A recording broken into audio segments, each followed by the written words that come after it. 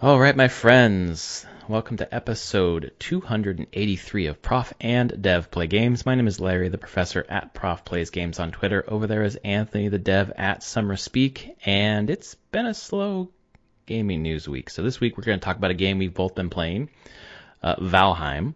Talk about that kind of genre of game and why this one is so, sticky, is what I kind of think of it as. Yeah. And then I'm sure we're probably going to talk about Persona Strikers. Persona, I think what's it called? Persona 5 Strikers?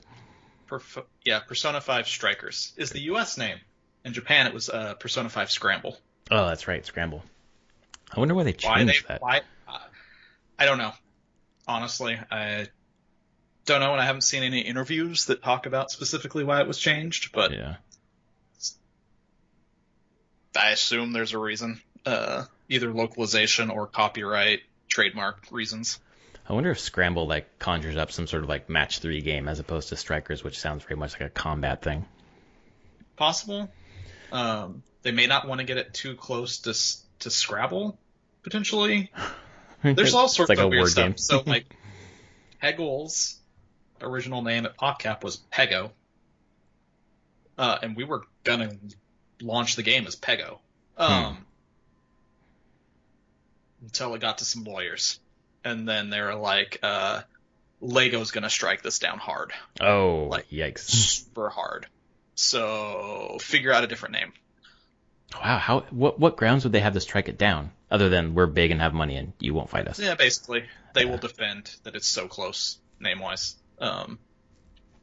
So, what about... It's basically, there's some things of hey, we're not sure if they're going to do this, but we would prefer not putting ourselves in a place where we have to deal with it. Right. That's why you pay the lawyers. I guess. Yep. And the lawyers are like, hey, unless you want to pay us a lot more, you may want to change the name. I mean, that's also Plants vs. Zombies as well had the same issue. Oh, it was like Lawn of the Dead or something, right? Lawn of the Dead. Yeah. Yeah. And that was too close, of course, to Dawn of the Dead. It was supposed to be, but... I mean, that's the most perfect title. It is. Maybe ever. Yeah. Yeah. I mean, the movie Shaun of the Dead. We're like, oh, they did it. Why can't? And it's no, Shaun of the Dead, they actually got permission to be Shaun of the Dead. They sought it out and they were allowed to have it. We tried, and that was we couldn't get past the first line of lawyers for Romero's estate on that stuff. Oh, interesting. His lawyers and business, and they're like, no. So I think you need the right contacts to make that happen. And We're a small game company. Why would we have those contacts? I'm trying to figure out which was first, Lego or Ego. I don't know. I'll have to research that. Yeah. Keeping it very vague, I was super stoked this last week that I got a DM on Twitter from somebody that I've been listening to for years and years and years on gaming podcasts looking for you. I know. Oh my God, that made my fucking day. I know. And I got an email for the request. I need to respond to it, but I need to run things by my current employer and comms director just to make sure that oh yeah, totally. Everyone's comfortable with that situation and me talking about past things. But I mean, I bet they will be, but I would much rather find out before agreeing to anything. Run it by the first line of lawyers. Yeah, by first line of lawyers, just people at my company, will you be pissed if I do this or not? I assume no, but better to ask permission than forgiveness. For this, in yes, this case. Because they're in my place of employment and I like working there. So for not to piss them off. Right. Oh man, so fucking cool. Really cool. I hope that becomes something because that's so cool. Anyway, sorry to say those things out loud that we can't talk about, but that's very cool. Valheim, dude, I got an email from our friend Travis who sent me a code for Valheim, and I loaded it up and we played last night, and boy, is that game great. I played 2.5 hours last night. Got off at midnight, and sounded like he was going to be getting off pretty soon, and he texted me this morning and said he'd stay up till 2. playing, and then I logged in to do some work on my computer, and I opened Discord and saw that he was playing again. Did you start a new game together? I did. Yeah. No. I started my game, and I was probably playing for like an hour before he came on, kind of just trying to figure everything out, how to put the workbench down, and then it said you need a roof for this, and then I put a roof, walls around it and a roof, and it said it was too exposed, and I was like, what the fuck? So kind of figuring that stuff out and kind of roaming around the landscape a bit, and then he came in and just dropped a bunch of stuff for me, which was pretty cool. So I probably have stuff now that I probably shouldn't have, like a pickaxe, which is handy, and a hoe, which I think you get early on anyways. Yeah. But we played together for like 2 hours or an hour and a half or so. He showed me where to, like, the best place to set up my settlement next to the river, and picking up flint and using the hoe to kind of like level ground and raise ground, and show me how to construct the house and all this kind of stuff. So it was really cool to kind of get someone to come in and do a little hands-on, like, here's how you kind of get started. Yeah. I mean, the game is pretty well structured, even if you didn't have someone to help you. Like, yeah, I did the first hour by myself, and it was totally like everything made sense. And like the next thing that popped up, like the bird would say, like, this kind of thing maybe is next. And I was like, okay, that makes sense. Yeah, it flows very well for that early game. I will say, jumping in, like, 'cause at work we had some people that were trying it out, and one of them jumped into a game that had been going for a few days, and people had already unlocked a bunch of stuff, and oh boy, did they get bombarded with a ton of things. Like, oh yeah, the game does not handle that well. I will say that. It's just like, look at all these recipes popping up for you and all these things that you have no clue what any of this is, but you have it all now. Enjoy. That's interesting, because when I was playing with Travis and he gave me a bunch of stuff and then it unlocked different things, I was like, I felt the same way. I was like, I probably needed to like advance to that and figure out what led to what, and now I just have a bunch of stuff, and I'm like, what the fuck do I do with this? Yeah. And also, I feel like some of the stuff, like if it's that easy to give people things early on that they shouldn't have, like I guess the pickaxe you don't get till after you beat the first boss or whatever. Correct. I mean, I don't know if it breaks the game, but it seems like that's probably something that's not going to make it into 1.0. Yeah, I think there's some stuff around the networking aspect of it and enjoying in that experience that will probably be fleshed out more as they approach 1.0. Because I think the networking in general is probably the least mature part of the game in a lot of ways. It falls over pretty hard after like 4 players are in the game, even though it can go up higher. Gets very laggy.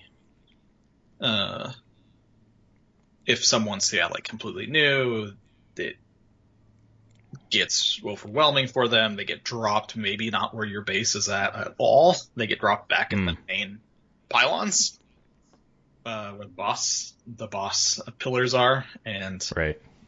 Who knows if any players are around there. You can't share your map with players, so you can't see as you're exploring and your friends are exploring.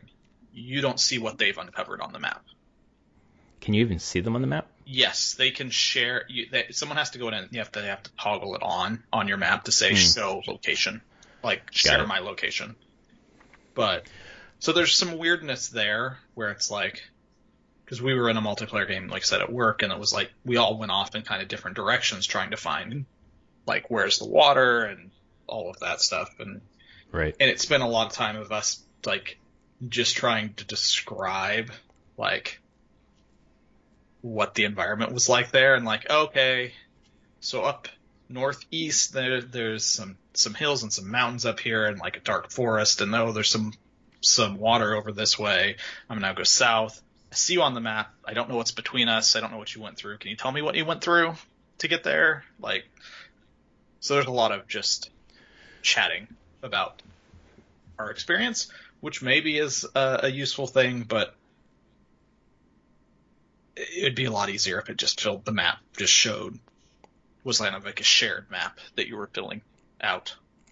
Yeah, especially since some of those issues seem to be solved problems in other games. Exactly. That's why I don't think it's just something that was, I wouldn't say high priority on their list to get fixed for early access. It's just hey, we have networking in, people can play together. That's good. Good enough. We can ship that. We'll work on it later.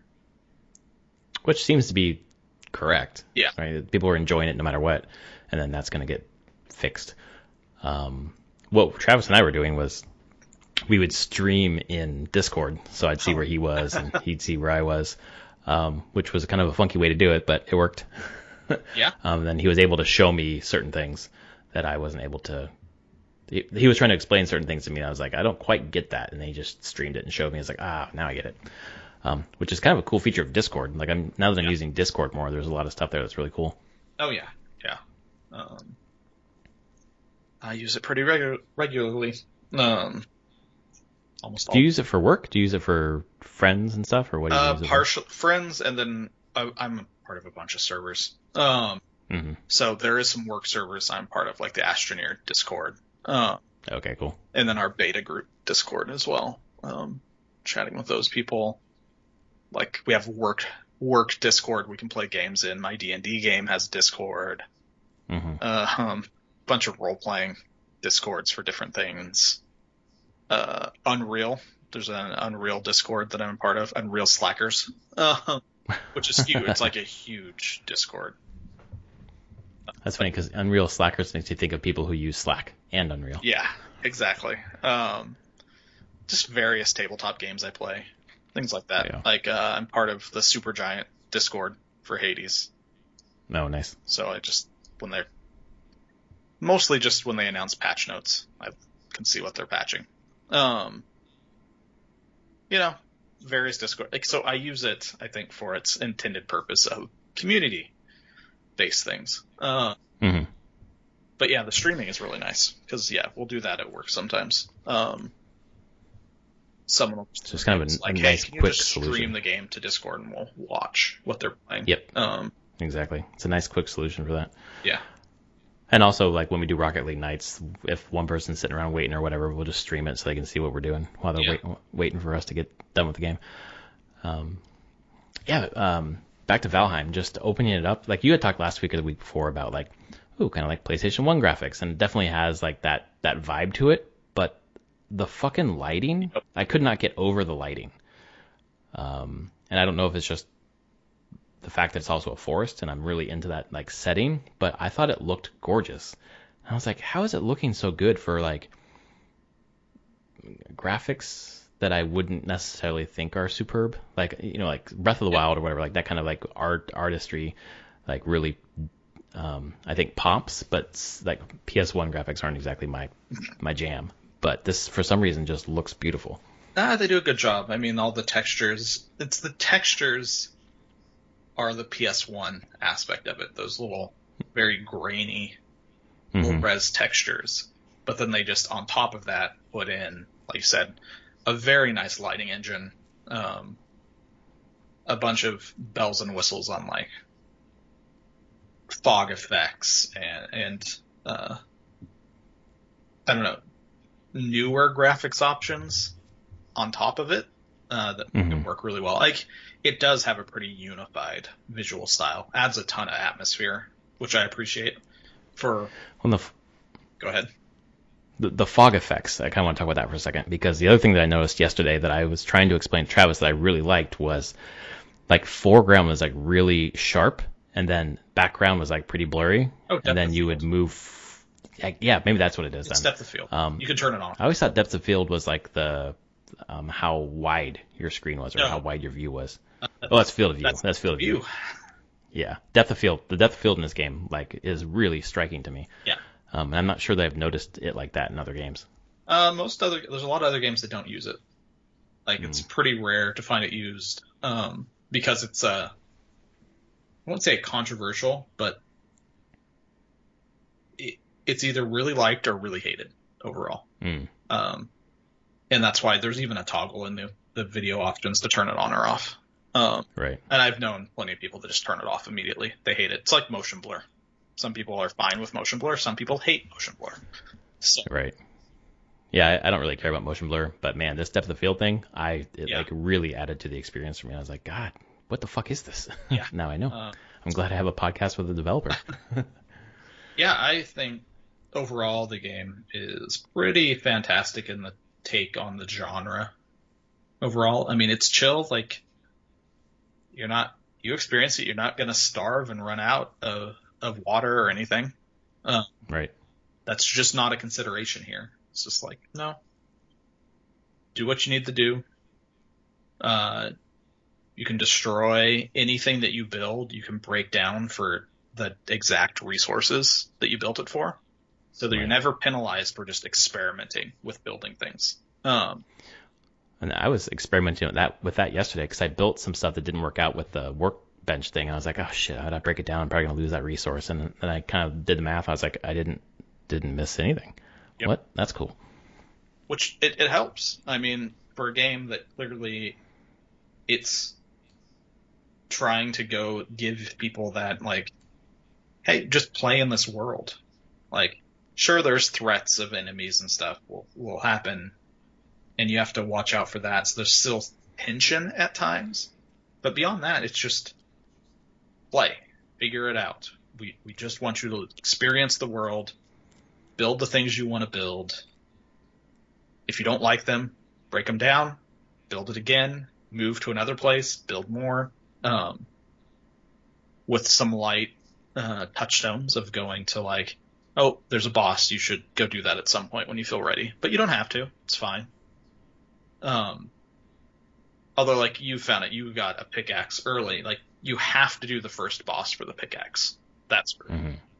There are certain things gated. The second boss you have to do to get the key so you can start getting stuff that you can smelt into iron. So you can get to that tier. So you get the pickaxe. The pickaxe lets you get copper. And then you beat the second boss. It gives you a key so you can get into the places that let you get iron. And you can smelt pickaxe on the iron, get iron, let's get a bunch of new things. I think each boss gates like another tier of resources. And is everything on the same map? Like when I unfog it, I'll find other bosses, or do you like go to a new world? It's all on the same map. It can be very far away though. Like you've zoomed out on the map, I assume. Oh yeah. It's huge. So goddamn huge. And it's procedurally generated, right? Like my map's different than yours. Yep. Yeah. Okay.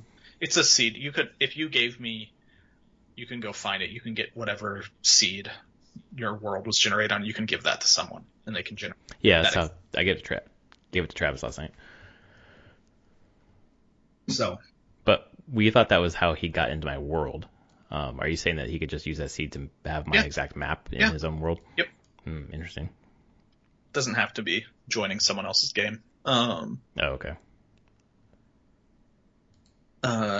Yeah. So, I mean, it's been crazy to watch. I mean, they just did this past Wednesday announced that they had sold 5 million copies. Right. So in what, a week and a half, 2 weeks? Yeah, it's been 1 month. They've sold 5 million copies. 1 month. Exactly. Damn. 1 month. Which is insane. And I, like, on Steam right now, how many people do I see? I have 3 people on my friends list playing Valheim right now. Dang. Just playing, let's see. Oh, we can see game info. They're playing on a server. They're playing alone. So, yeah. Yeah, it's kind of popular. I do think that it's an odd game is I feel like the beginning is paced a bit quicker, and then once you beat the first boss, then the pacing of getting new things goes down. Because I spent a lot of time. How hours have I played? I have played 59 hours. Damn. And I think probably 45 of that was between doing bosses 1 and 2. Mm-hmm. It didn't help that I had gone out on a boat and then got killed way the hell far away as I was searching for where the second boss was. But I lost so much shit. So I had to basically respawn at my base and kind of build up again. Like, okay, well, I still have the stuff to make a pickaxe, so I can make a pickaxe again, but I need now to go mine a bunch of copper again so I can build all the things I need again. So I think that reset probably took me like 15 hours of redoing of work. Right. Because you weren't able to get back out there. I needed a boat, and to get a boat, I needed copper. Oh, Jesus. Okay. And by the time I would have had the boat and the copper, it just wasn't worth going and getting my body. Like, I already had everything again. Right. So, yes. And the thing is that happened to me. And in some games, I would just be like, okay, flip the table, I'm done. But this, I was like, okay, I'm let's play. It's fine. Let's do this. It was just a fun new challenge. And I also took it as a time to be like, all right, I'm gonna move my like main base at that time. So I broke everything down and moved to a new spot, and started building out kind of like and terraforming a lot, and building and terraforming this kind of cliffside base right by the ocean, and then had built like a giant dock, like stairway down to a dock that I had built for my boats and everything. I kind of went crazy. Travis. All alone, just going crazy. Travis was talking about moving his base, and then he realized he could get a cart to move things more quickly. Yep. Yeah. He did it the hard way, I guess, the first time. But as I was doing that base building, I kept thinking about No Man's Sky, obviously. And I was thinking about, how much I loved doing that. But in No Man's Sky, you had to go to a ton of different places to get the resources, as opposed to this game. It feels like everything's just kind of around you. Yeah, the basic building, like what you need to just build a house, is stone and wood, which you can get anywhere. There's no lack of those resources anywhere. Now you can start getting more advanced things like wooden pillars and things that I won't get into the details of the structure system and what buildings can stand, but essentially there's more advanced like wooden pillars that you can make that are just sturdier and longer, so you can make taller structures, bigger structures from them. And then there's a later thing, once you have iron, you can do like reinforced wooden pillars to go make super structures, and you can start building with stone later as well. But really, you just need a forest, any forest around you, and just smack some trees, get some wood, and build pretty much anything. The pieces don't change all that much. Right. Yeah, it's like oddly satisfying. Like there's a nice treadmill to the whole thing, but it seems pretty quick. I feel like in some games, like No Man's Sky, for example, like you get to that base building much later, and this is just like go. No, you have to. They want you to build the base first thing, at least the house. Yep. Like an enclosed space where you can put a bed and be safe at night. Yeah, I ended up making Travis helped me, but we made the house, and then I surrounded it by wooden stakes and put some gates in, and it was like, oh, all right, got my little house here. Actually, I put all the stakes up. I was so excited. I, surrounded my house with this perimeter of defense, and I was like, oh, I didn't put a gate. I can't get out. But it's super easy to just delete and put something else in. So yeah, so, I don't know. It's I think the game itself found that right balance of, like I said, allowing for a lot of free creativity, not limiting people to build and create, and then just stripping away a lot of the annoying aspects of the survival games. Yeah, you're not juggling meters and things. Not juggling meters. Repairing your tools is just spamming a button at the crafting bench. Yep. They don't break. Like in a sense that you have to make a new one. It's like, no, once you make the tool, you have the tool. Like you just have to go back every once in a while and I wish Animal Crossing would learn that, because I thought it broke because it turned red, and then I didn't know how to repair it, and I was like, what the fuck? I was looking for like deep into menus, and he's like, just go use the bench and hit the hammer. And I was like, what? That's it? It was great. It doesn't cost resources. It's just all it is a pacing management more than anything. Of being like, you have to come back to a bench every once in a while to repair your tools. That's it.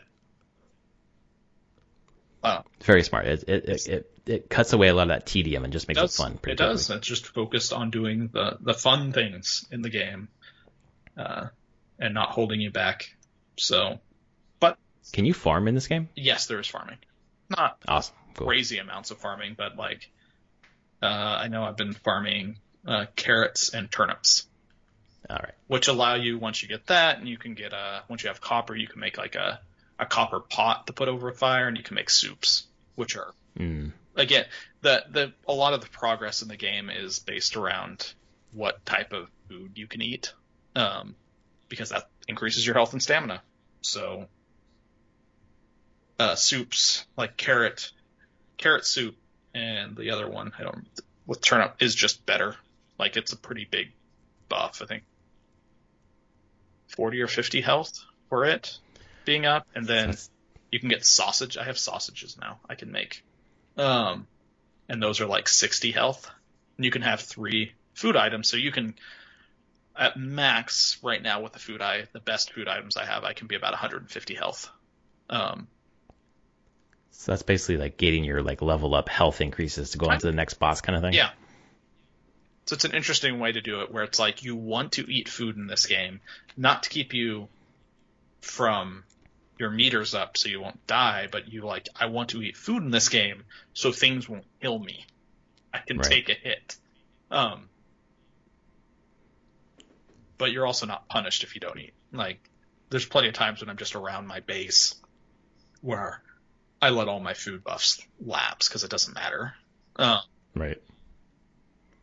So, it's another smart way to go about that. So you're through 2 bosses so far, basically? 2 bosses. I know where the 3rd boss is, and a lot of what I'm doing now is, when I have been playing, is basically the 3rd boss is in the swamps, and so I have a swamp shack area that I've built, and do you know what teleporter is? There are teleporters in the game. I've heard of that, yeah. Yeah, there's teleporters. I have teleporters to a bunch of places that I've put up myself so I can get to a bunch of places. So I have a teleporter to my swamp area. The thing is, metal bars and metal ore can't go through teleporters. So I'm mining a lot of iron right now, iron ore. I'm stored in my swamp outpost, which has a dock. And then I go back to my main base. I only have a small boat, so once I get 4 stacks of iron, I then go back to my boat, grab my boat, take I think it takes me about 15 minutes to sail over to the swamp, load everything into my boat, and then sail back to my main base to start processing all of it. Is there anything along the way of the 15 minutes that you're doing, or is it just kind of chill sailing? Sailing and avoiding any kind of creatures that might pop up in the ocean and trying to avoid them very quickly. Once you get to the whole sailing aspect, it's not as simple as just like put your sails up and go. There's actual like wind direction. So you're trying to like match the wind direction a bit better to go faster. And it is like a lot of things in the game. It's simple, complicated enough to keep you engaged, though. So I enjoyed the sailing. It's chill. So yeah, it felt super chill. I was chilling in a forest, building a fort, and I felt fucking happy as shit. So yeah, I've just been going back and forth. I know where the 3rd boss is. It's probably like a 30-minute boat ride from where my base is. Like multiple days of sailing in-game days of sailing to get there. Right. And if you die there, you are fucked. Yeah, so that's the thing. Now, whenever I'm going to go there, I'm going to take stuff for the basic resources for a teleporter and to build a small outpost there. Oh, yeah. So that I can, in like a little outpost hut kind of thing, so I can have stuff to get well rested with campfires, so if I die to the boss, I'll have a quick way to get back there, get my stuff, and try again. So once you have teleports, it's always good when you go to a new place to always have the basic components to build a teleporter on you. Smart. Yes. I'm going to do that when I get to that part of the game. Yeah, it's cool. That was a pretty cool part once you got there. Well, the game just slowly introduces new things. Like, you can fish. I haven't done it yet, but I finally got a fishing rod, which you get in a special way. I won't say that, but you get one and you're like, oh, I can fish now, and you can fish, and those fish make really good recipes. Awesome. Yeah, farming is totally a thing. There's all the smelting stuff. There's different tiers of the resources and armor and weapons. There's a lot there for a $20 game. There's a lot. There's an insane amount. Yeah. I'm very curious what their first update's going to be, which they've named. It's just what was the roadmap that they showed? 2 million, 1 million roadmap is the first one sometime this year. Update 1 is Hearth and Home. So I assume it's probably going to be a lot of new building items for your house. Mm-hmm. There's some basic pieces that people have been wanting and asking for, so I assume there'll be a lot of that kind of stuff, just so people can make cooler things. I'm curious what other mechanics might come from that, though. There probably would be new foods as well, maybe new types of ways to cook. So that's my complete speculation on that. But and then update 2 was going to be Cult of the Wolf. No clue what that is. That's some words. That sounds pretty like there's a lot to that in terms of story. Yeah, story. It's to me it reads as like, okay, there's a faction in the game now.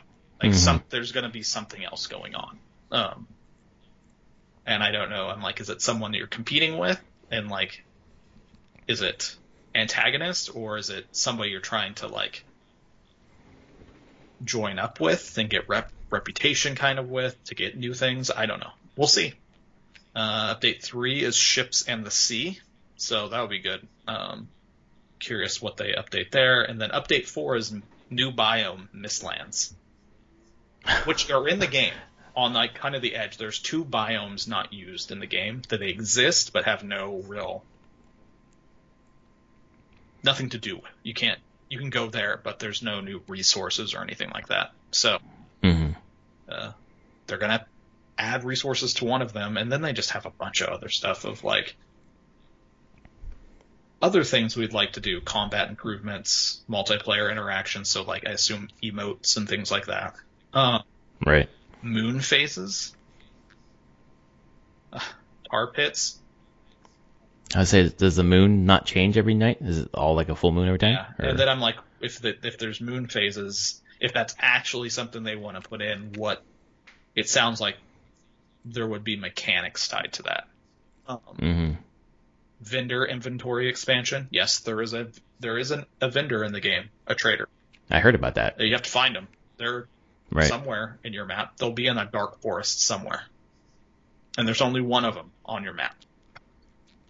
One for a huge ass map. Yep. That's crazy. Zwartol. I don't even know how to say that.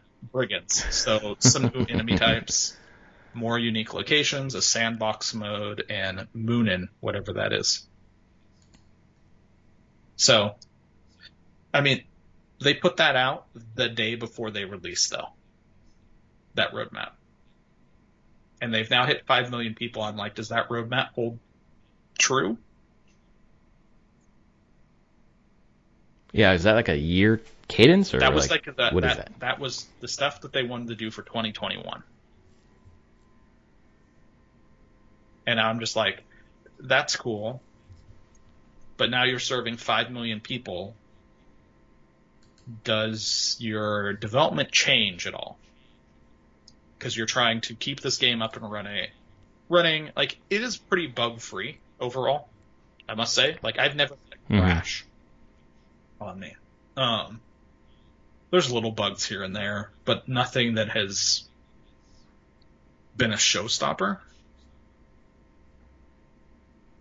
So I'm curious if that's fine, then they're not spending a ton of time just keeping the live game like stable and running, and they can actually spend time on these updates.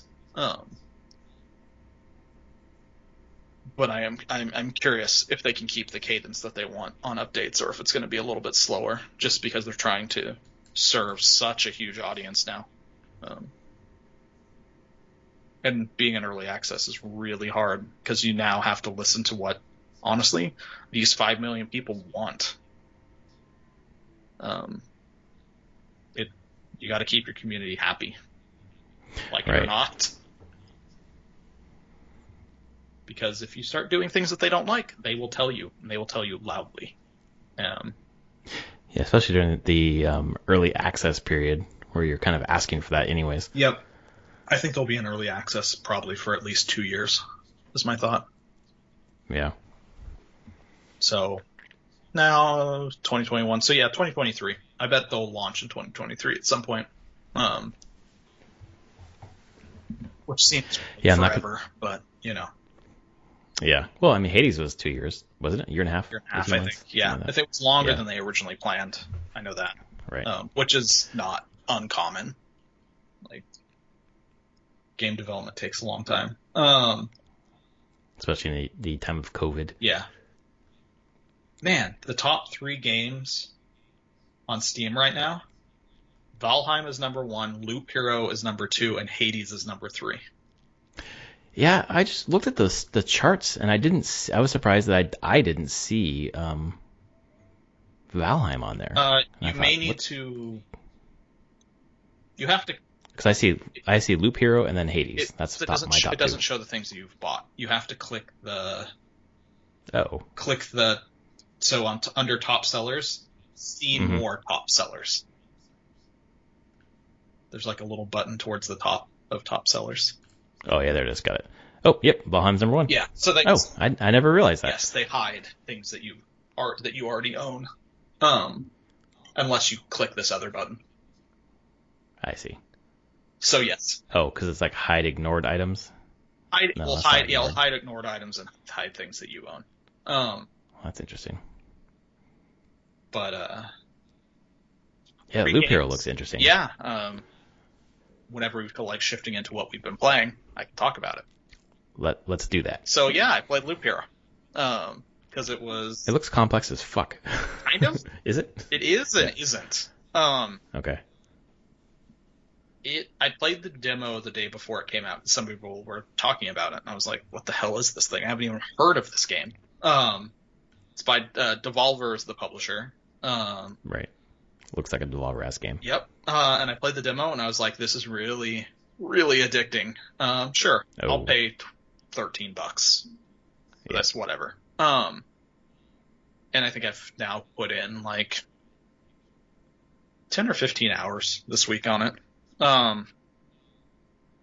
So it's it's one of those things where you're like, these people made a game that throws together a lot of things that they like, and that's usually a big red flag of this is going to be terrible. Why combine all these things together and actually get something good?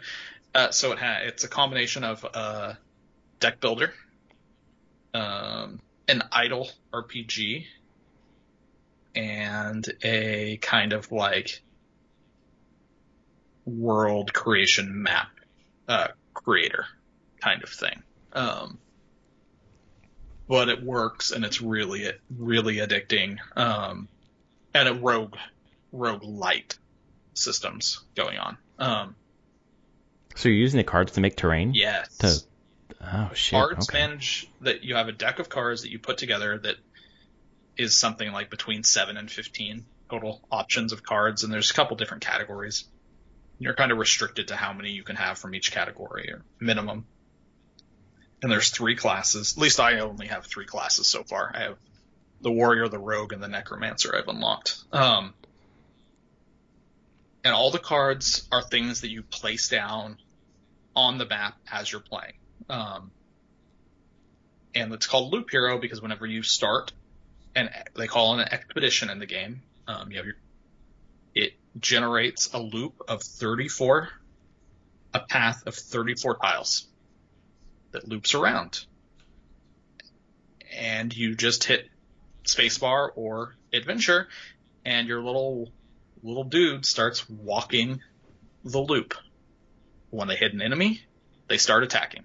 Like, a battle happens, and it's all automated, and they attack. Okay? When you kill an enemy, they usually drop some form of loot. Either cards that go to your hand that you can play to change the map, add things to the map, or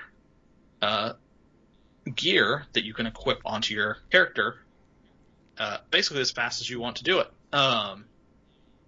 And the goal is to fight monsters, collect resources going around this loop, and each time you complete a loop, it gets more difficult. It's effectively going up a level.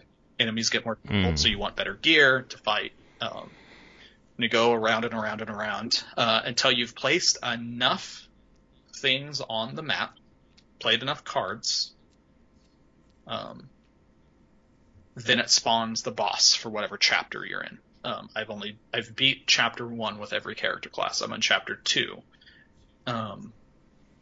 And the boss spawns, and you need to beat the boss to progress the story of the game to the next. Is that an auto battle as well with the boss? It is. Everything's an auto battle. Like, you don't have control. Once battle starts, you have no control. They're very fast. The control that you've had is how you've placed your terrain on the map and what gear you've equipped. And you can swap gear in battle. Like, everything will pause while if you're hovering an enemy, yourself, or a piece of gear in your inventory, the battle will pause. So you're free to, like, check all your gear, swap gear. But the thing is, you don't actually swap. If you ever replace a piece of gear, the gear you replace is just destroyed. So there's an element of, like, sometimes of weighing the pros and cons of different gear, of, like, do I really want this? Because if I want it, it's going to destroy the thing that I have equipped now, which I might like. So there's some. Can you repair stuff after a battle? Nope. Because you don't. So eventually it'll just disappear anyways? Yeah, it's all gone. At the end of the thing, the ways you end an expedition is you die. And if you die, you return to camp, but you only get to keep 30% of the resources that you gained during expedition. If you're ever at the camp, like, so where you start on the loop is like a little icon for your campfire. Basically, that's where you started. If you ever say, I want to leave, like, pause the game when you're there and say, I want to leave, you get to keep everything. So before you start another loop, you can always say, I'm out. And take everything with you. But you have to always make that decision when you make that loop, and, like, do I want to do another? Can I survive another loop? Right. Because you can't bail in the middle of it. You can, but you lose 60%. You only keep 30% of your resource. Anytime you even if you not at a campsite, you lose you only keep 30% of what you've gained. Right. So, and that's it. And as you get resources, you build up your encampment civilization piece of it. Like, I'm going to build a smithy, or I'm going to build farms. And that's how you unlock new classes, new gear slots, new cards, so you can customize your deck with different things. And now I found, like, the thing with it is I was like, oh, the deck building seems okay. And it's a little, like, they don't tell you a whole lot about, like, okay, well, I have mountains and rocks and meadows that I can put down and a few things. But they have a lot of combos that happen. So if you put, like, create an area that's a 3x3 of rocks and mountains, they combine and make a peak. Which then spawns harpies that fly down to the loop. But if you make a peak, you get a ton of resources, a ton of like ores and metal resources. So there's things like that. There's villages you can place on the path itself, but if you put a vampire mansion next to a village on the map, it turns that village into a vampire infested town that spawns a lot of rough enemies, but if you can defeat them, you get a bunch of loot. So there's all these weird little combos that you can do based on how you're placing cards and designing your map and world. And then like how you want to design the cards you want to take and everything is really dependent on the class that you're playing. Because all the classes play very differently. It's all auto battling, but they just like the warrior is your standard warrior. Attacks once, goes around, just attacks, pretty tough, lots of HP.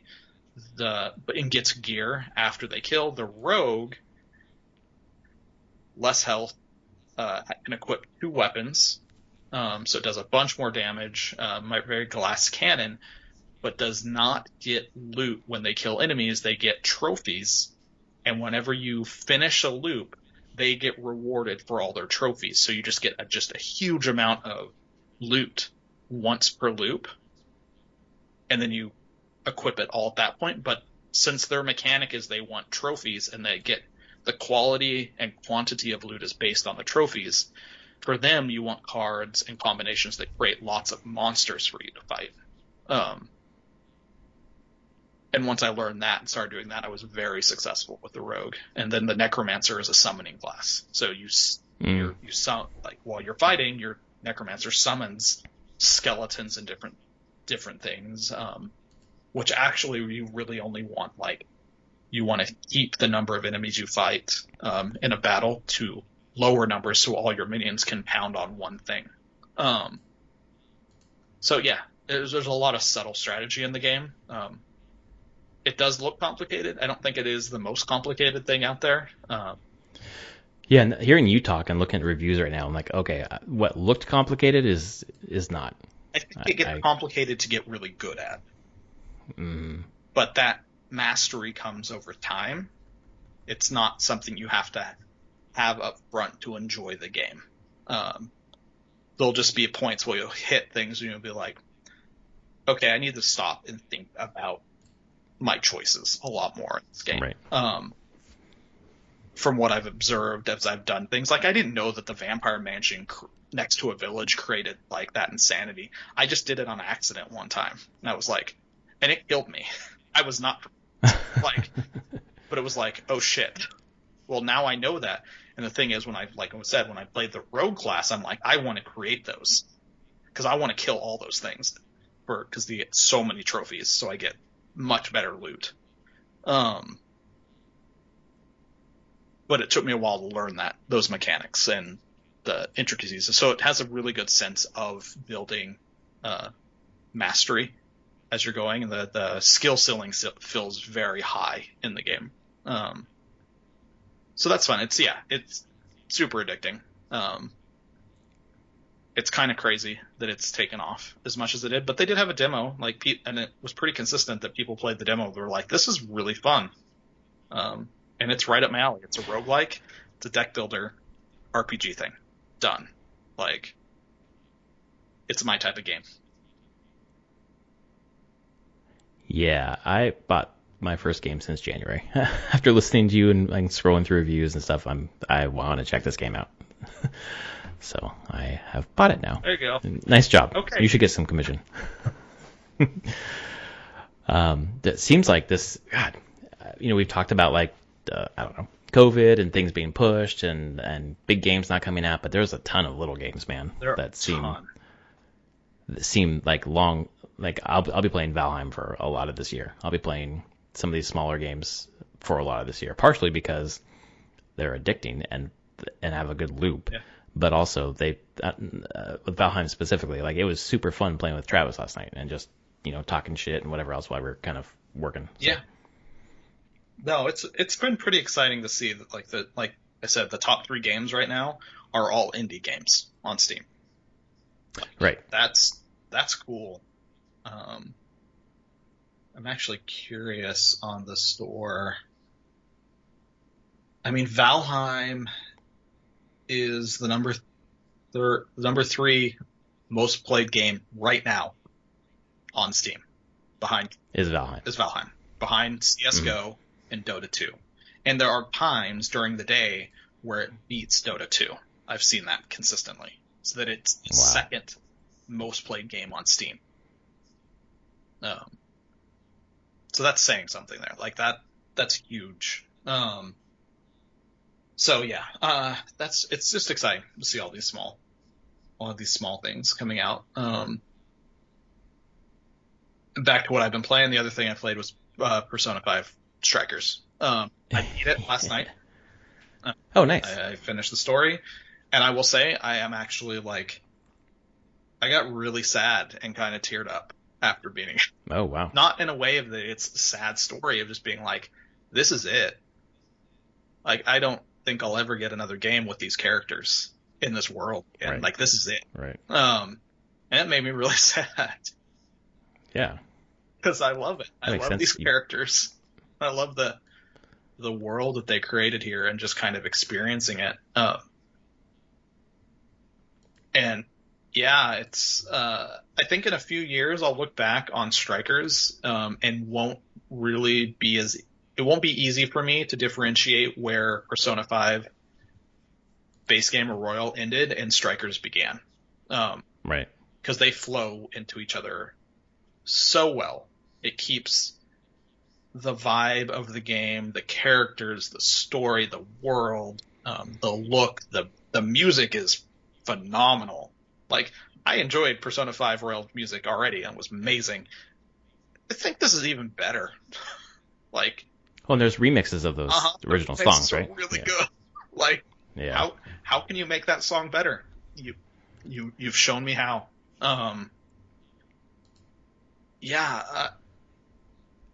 I really enjoyed it. I enjoyed the combat a lot. It's probably the biggest divergence from the actual Muso style of game, while still calling itself kind of a Muso, but it's not. The combat is probably much closer to like the Final Fantasy VII remake than anything.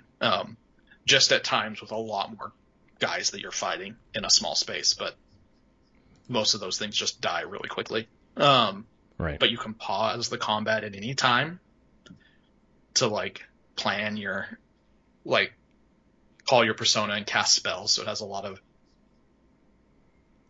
that's where it kind of equates to the Final Fantasy VII remake kind of system where it's like all actiony, but you can always switch into like that slow-mo mode to kind of tactically plan out what you're doing. It's a really nice marriage of the two systems. It's really good. And I really enjoy the combat in Strikers a lot. I don't know. It's fantastic. I wouldn't play it without having a lot of knowledge of Persona 5. They don't gate anything. It's just like, here's all the characters. Because it happens. You should already know them. Here's all the characters. They reference things from the story from Persona 5. Hopefully you know what that is, because if you don't, you might be confused. Whatever. Also, you're just missing context, right? Or context, the explorers even context with how the characters interact with each other. I would say inside jokes that they bring up when talking to each other, and little references that you're just like, unless you've lived that 120 hours with them already, you're gonna a lot of this is gonna go over your head. But my God, I'm really sad to be done with that world. I'm not done with the game. I'm close to platinum it. I'm gonna platinum it. How many trophies are you missing? 5. It'll probably take me another 10 hours to get. None of it's hard. It's just time now. I just need to level a bunch of my characters and gain a bunch of experience, money, so I can then do just a couple other things. But none of it would be as actually I look at and go like, oh, that's difficult, or it's going to be insanely long to do. It's just like, nope, it's just going to be grind now for about 10 hours. It's not like S rank or anything on different things. Okay. I mean, I could put it all on easy difficulty and do all of it. Doesn't care. Mm-hmm. The game doesn't care about what difficulty you play it on. I've been playing it on normal, but if I do hit a wall at any point where it's just like some hard boss or something, I'll just drop to easy just so I can get platinum. Yeah. Right. But yeah, I love it. I love it so much. It's the game that you're waiting for the most this year. This early part of the year, I guess. Yeah. Yeah, I'm just sad to say goodbye to the characters. Like, yeah. I live after spending that much time. Yeah, I live for experiencing stories like that. So. Yeah, me too. And so. I mean, I know that I'll feel that way when A Song of Ice and Fire is done. Like those characters, my time with them is done. Although I don't know if we'll ever get there. Yeah, so at least you have an ending. Done now. Who knows? Fuck me, man. I mean, Jesus, that's so sad. Book. This might be. You might have already read the end of it. Yeah. Wow. Well, I'm so glad that you had that fun experience with that game. Yeah. And still have a little bit of juice to wring out of that, I think. Yeah. For me this week, it's Valheim. We talked about that already. But then I got my vaccine, first shot of the vaccine on Friday, which was like, I was, fucking just over the moon, man. It's like 23% of American adults who have got vaccinated. Yeah, when the day that I got it, it was 13. So today was a milestone with just how many there were. So it's continuing. It was the millionth dose was administered in where I live when I got mine that day. But I was just like super weepy, just like it's been a year, man. Yeah. Like it's been a year. But I was just like, you know what? I'm so happy. I want to just continue that, right? I'm not going to dig into work and get like stressed out. I want to fucking relax for a couple hours before I dig into work. So I fired up the PS4 and started playing Final Fantasy VII Remake. And I think I put Friday, Saturday, I probably put 3 or 4 hours into that game. So I'm not too far. But man, that game is fucking great. That game is gorgeous. Like I'm not even, it's not even a PS5 version or whatever. Yep. It looks really good. The music is phenomenal. I've been listening to a lot of Final Fantasy lo-fi remixes on YouTube while I'm working, and I love the 7 soundtrack, and just the way they've remixed some things. But I think you had talked about it when you played it, like the side characters, Jessie specifically. I feel like I don't remember her from the game. I remember her from the game, but I don't remember her having like very many lines, if any. So it's just really fleshed out. Yeah. And this whatever is going on between her and Cloud, this kind of like cute little flirting thing or whatever, is really fun. And then just some of the language, like I think she said something like, "He's sure got the balls to do that" or whatever. I was like, I don't think that was in the original game. No. I mean, all those characters are expanded on a ton, which helps a lot. I love it. It makes me feel like I'm part of this team, like versus when I played Final Fantasy VII. Like I played all the way through getting to the open world or whatever with a chocobo riding or whatever. So I think I've played through where this game goes. I'm not exactly sure about that. So I know this story, and in Final Fantasy VII, it's like sparse, and this is like much richer. And I really like the combat where you can just do the active. Yeah. I don't know if it's like ATB or whatever. But I can just button mash, and then I can just hit X and it pauses everything, and I just choose the spells, and it's just that nice mix of the turn-based and then just not just active. God, there's nothing. I like everything about this story so far, and the game so far. So I'm, doing that stupid thing again where I don't have much time to play, and in one context I'm playing Majora's Mask, which is fucking great. On the 3DS, and then started Final Fantasy, and then I just fucking started Valheim. It's like, okay, there's 3 really good games. I need to focus on one. But I was just in the mood for some story-rich thing, and I fired that up on Friday and played some on Saturday, and just really, really, really, really liked it. It's a good choice. And that's all I've been playing. Doing justice to that story while fleshing it out. Yeah. Because there's so many ways they could have just wrecked it.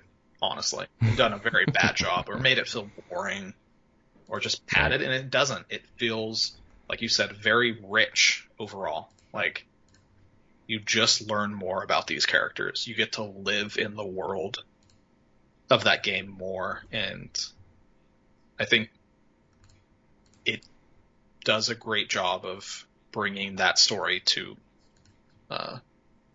honestly, updating it after 25 years, roughly. Yeah, right.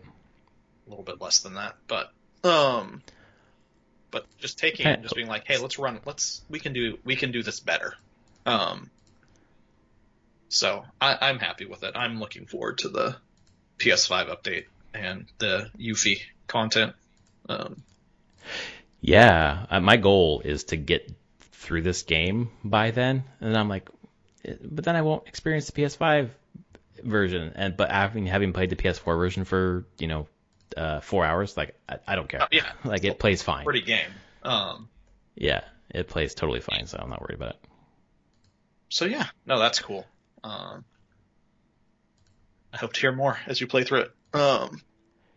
Yeah, I hope to stick with it. I'm like, okay, now I've got too many games going on at once.